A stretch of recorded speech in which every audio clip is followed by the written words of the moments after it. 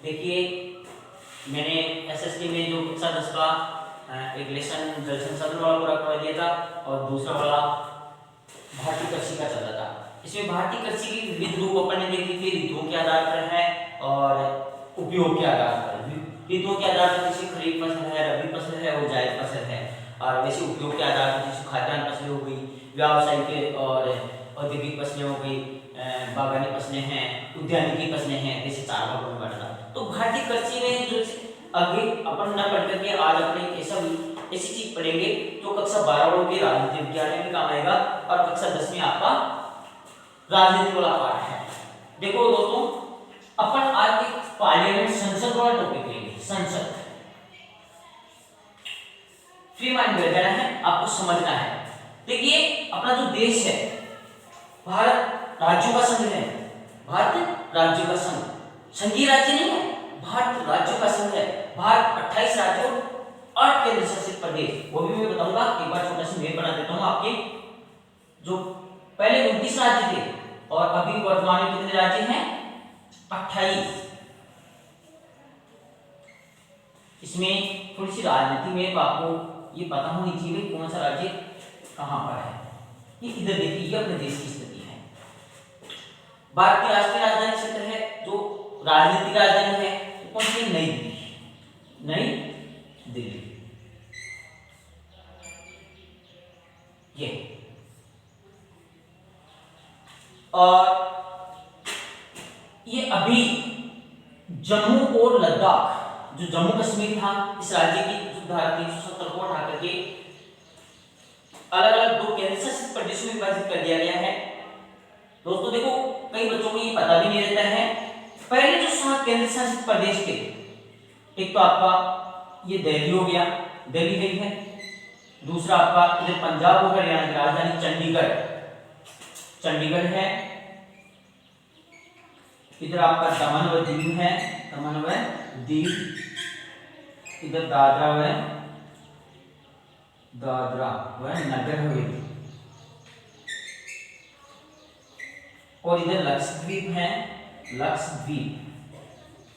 इधर आपका अंडमान निकोबार द्वीप समूह है, अंडमान निकोबार द्वीप, और यहाँ पर पांडिचेरी। इसका पुदुचेरी नया नाम हो गया है, लेकिन आपको समझ में आए इसलिए मैं पांडिचेरी बोल रहा हूँ। ये देखिए 1 2 3 4 5 6 7, ये पहले 7 थे।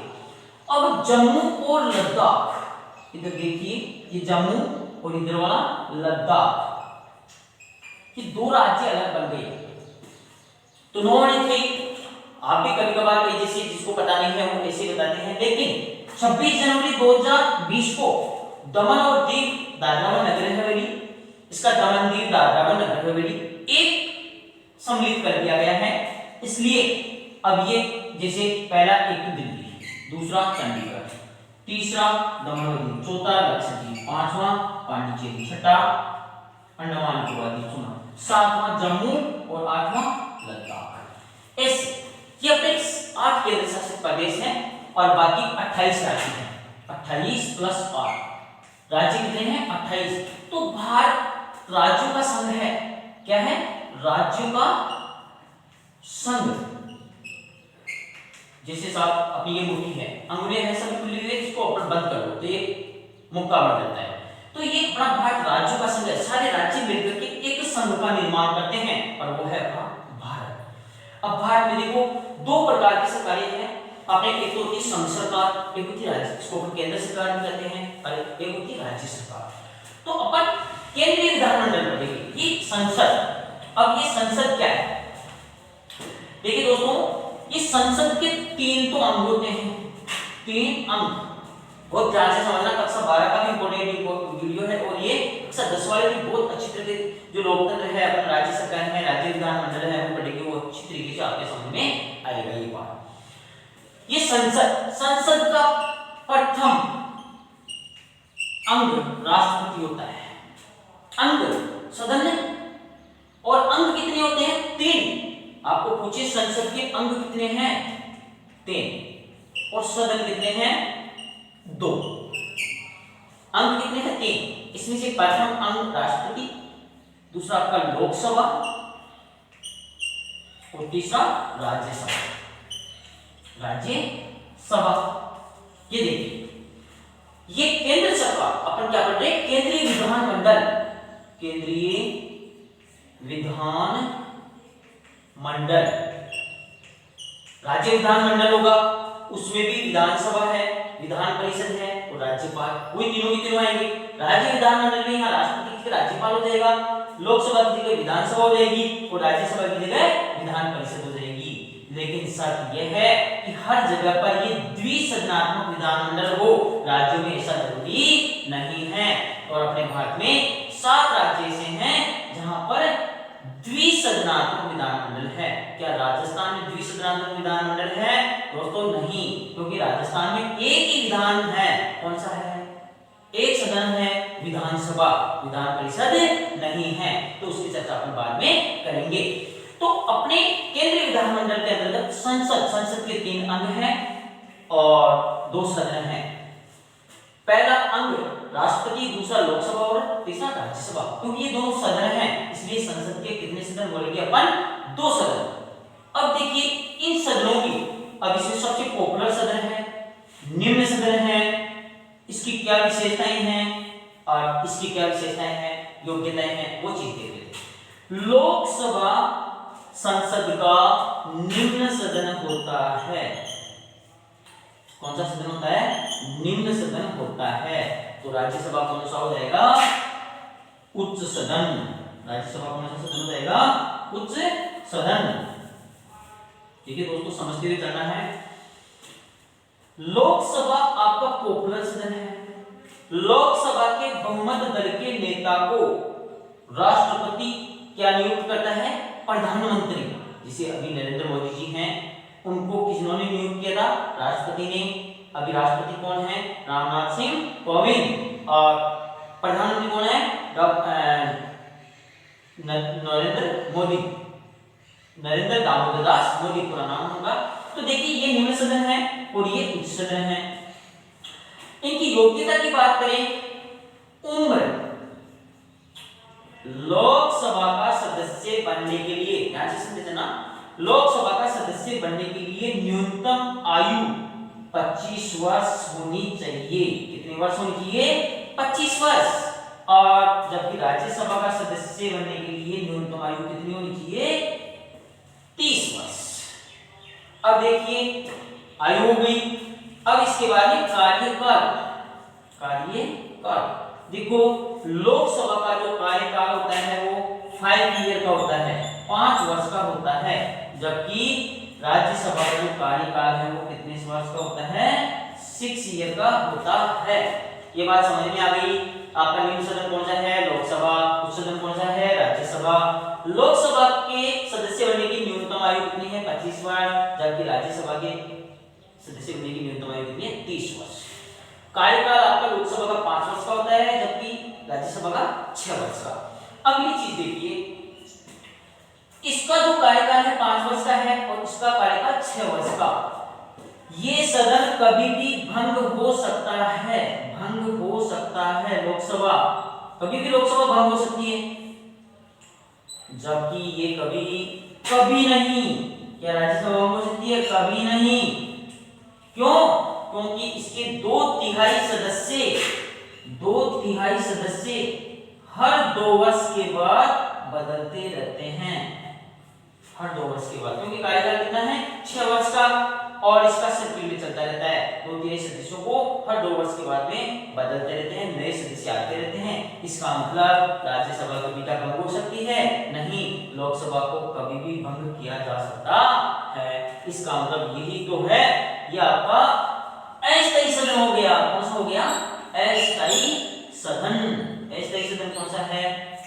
आपका लोकसभा। और जबकि राज्यसभा क्या है? आपका स्थायी सदन है। स्थायी सदन। स्थायी सदन इसको क्यों कहते हैं? क्योंकि इसके जो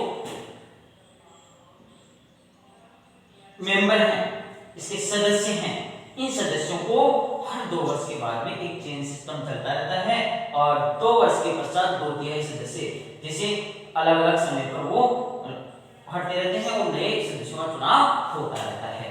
देखो मैंने कितनी चीजें बताई। अब एक चीज आपको ये देखनी है कि जो लोकसभा है इसमें राष्ट्रपति कितने सदस्यों को मनोनीत करता है और राज्यसभा में कितने सदस्यों को मनोनीत करता है, ये चीज आपको ध्यान में रखनी है। देखिए दोस्तों, लोकसभा में राष्ट्रपति 2 सदस्यों को मनोनीत करता है, 2 सदस्यों को मनोनीत का मतलब वो निर्वाचित नहीं होते हैं। सदस्य 2 प्रकार के होते हैं, एक तो निर्वाचित और एक मनोनीत। मनोनीत सदस्य वो होते हैं जिनको राष्ट्रपति अपनी इच्छा से, जैसे 2 लोकसभा में जिन सदस्यों को मनोनीत करेगा वो 2 आंग्ल भारतीय, एंग्लो इंडियन आंग्ल भारतीय, जिसमें से जिनके जो माता पिता हैं, 1947 से अपना देश पहले आजाद नहीं था, अंग्रेजों के अधीन था, तो आज भी कई यहाँ पर रह रहे हैं, या उनकी माता या पिता में से कोई भी एक भारतीय हो एक विदेशी हो, वो एंग्लो इंडियन कहलाता है या आंग्ल भारतीय कहलाता है।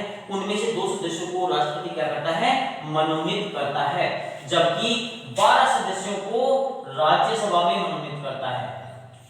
12 सदस्य राज्यसभा में जो मनोनीत करेगा वो कितने सदस्यों को, 12 सदस्यों को। कौन से सदस्यों को करेगा, जो कला, साहित्य, खेलकूद अनेक गतिविधियों में जो उत्कृष्ट हिस्सा लेते हैं, उत्कृष्ट भागीदारी निभाते हैं, अच्छा कार्य करते हैं, खेलों में हैं और भी कई चीजों में हैं, तो उन सदस्यों में से 12 सदस्यों को राज्यसभा में राष्ट्रपति क्या करता है, मनोनीत करता है। किसमें करता है, राज्यसभा में, और जबकि 2 सदस्यों को किसमें करता है, लोकसभा में। अब आपको एक प्रश्न पूछता हूं, राष्ट्रपति संसद में कितने सदस्यों को मनोनीत करता है, राष्ट्रपति संसद में कितने सदस्यों को मनोनीत करता है, वेरी गुड, 14 सदस्यों को। क्यों, क्योंकि 2 सदस्यों को लोकसभा में और 12 सदस्यों को किसमें, तो 2 + 12 कितने हो गए, 14 कुल सदस्यों को संसद में मनोनीत करता है। अब देखिए ये जो चीजें हैं आपको अच्छी तरीके से समझनी है। अपन ने पढ़ा केंद्रीय विधानमंडल और संसद।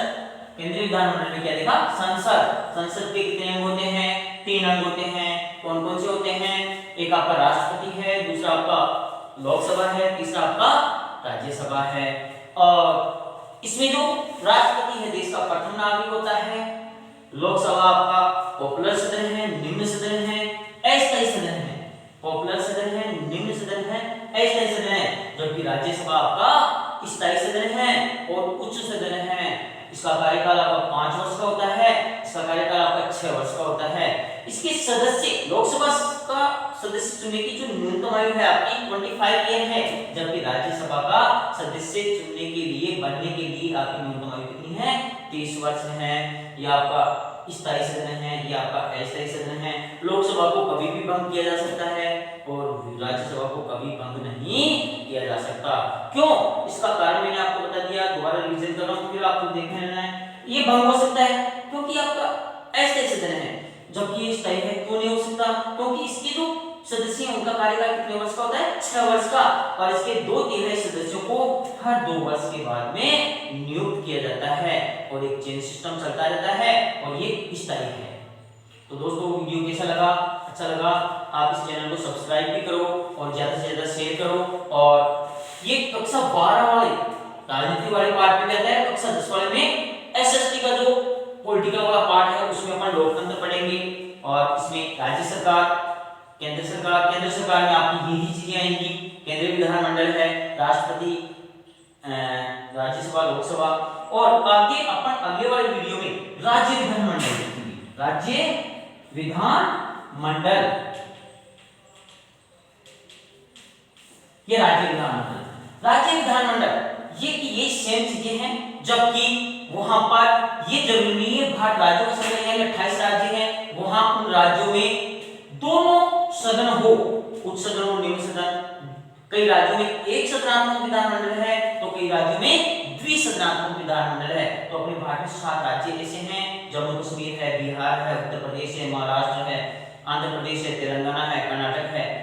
इन राज्यों में 7 राज्यों में क्या है, जैसे आंध्र प्रदेश है, इसमें से ये तेलंगाना आपका अलग है, ये आंध्र प्रदेश है, इसमें द्विसदनात्मक विधानमंडल था, अब तेलंगाना अलग हो गया, इसमें भी क्या है, द्विसदनात्मक विधानमंडल है। तो राज्य विधानमंडल को आगे वाले अगले वीडियो में अपन विस्तृत चर्चा करेंगे।